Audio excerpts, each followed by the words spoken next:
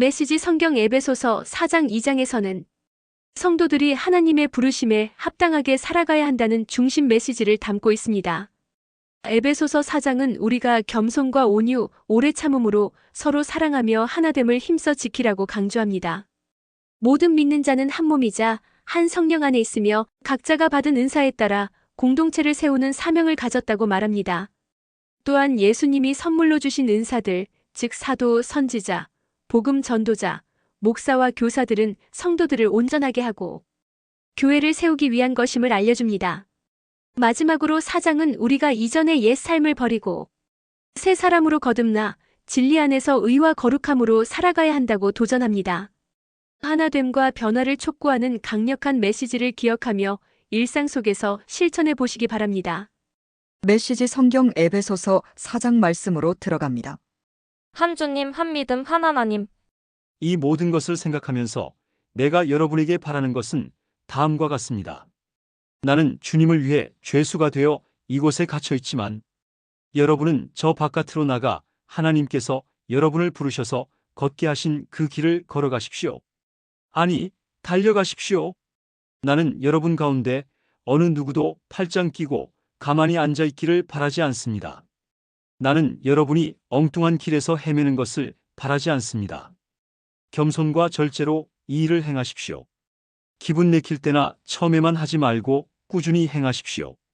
서로를 위한 사랑의 행위에 자신을 쏟아 붓고 서로의 다름을 깊이 이해하고 서로 간의 벽이 있다면 서둘러 허무십시오.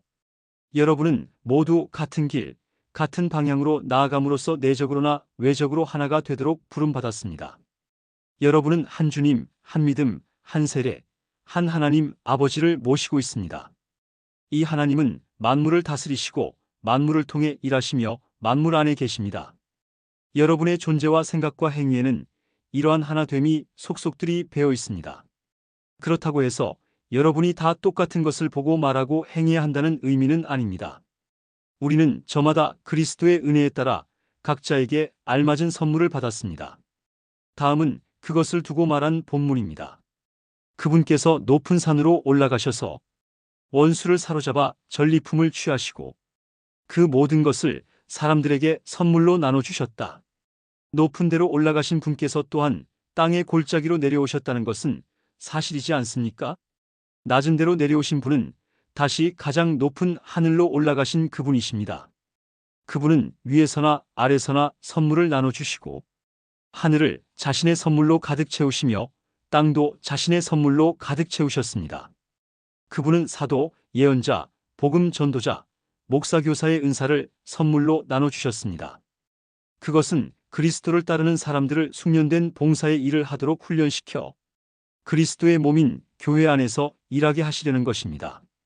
그리하여 우리 모두가 춤추듯 서로 손발이 척척 맞아 하나님의 아들께 능숙하고 우아하게 응답하고 충분히 성숙한 어른이 되고 안팎으로 충분히 개발되어 그리스도처럼 충만히 살게 하시려는 것입니다. 부디 우리 가운데는 더 이상 어린아이로 남아있는 사람이 없어야 합니다. 세상 물정 모르는 순진한 사람이 되거나 아이처럼 사기꾼의 손쉬운 표적이 되어서는 안 됩니다. 하나님은 우리가 충분히 자라서 모든 면에서 그리스도처럼 온전한 진리를 알고 사랑으로 그 진리를 말하기를 바라십니다. 우리는 그리스도를 따라갑니다. 그분은 우리가 하는 모든 일의 근원이십니다. 그분은 우리가 서로 발맞춰 나아가게 하십니다.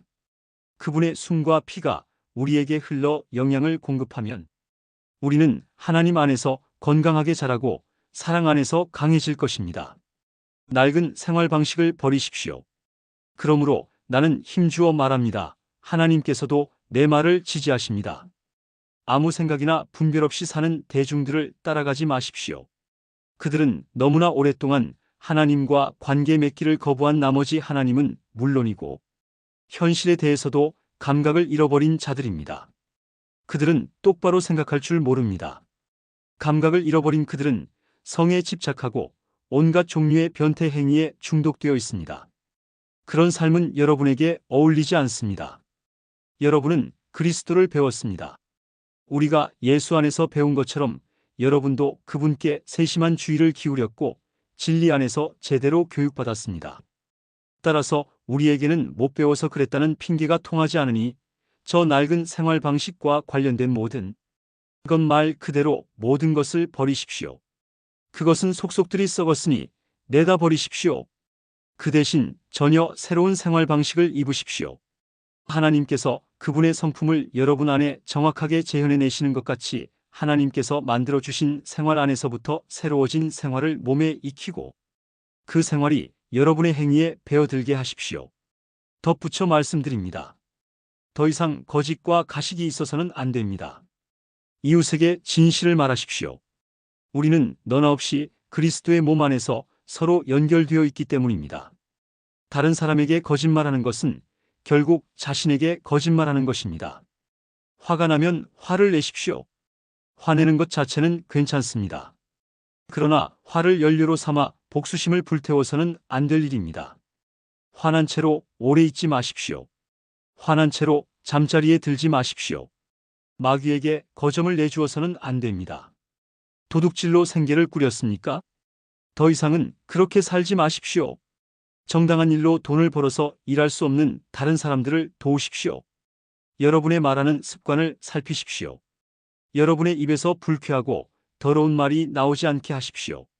도움이 되는 말만 하고 여러분의 말 한마디 한마디가 선물이 되게 하십시오. 하나님을 슬프게 하지 마십시오. 그분의 마음을 아프게 하지 마십시오. 여러분 안에서 숨쉬고 움직이시는 하나님의 거룩한 영은 여러분 삶의 가장 깊숙한 곳에 자리하십니다. 성령께서 여러분을 하나님께 합당한 사람으로 만들어 주십니다. 그러한 선물을 당연한 것으로 여기지 마십시오. 가시 돋친 말, 헐뜯는 말, 불경스러운 말은 입에 담지도 마십시오. 서로 친절하게 대하고 서로 마음을 쓰십시오. 하나님께서 그리스도 안에서 여러분을 용서하신 것 같이 여러분도 서로 신속하고 완전하게 용서하십시오.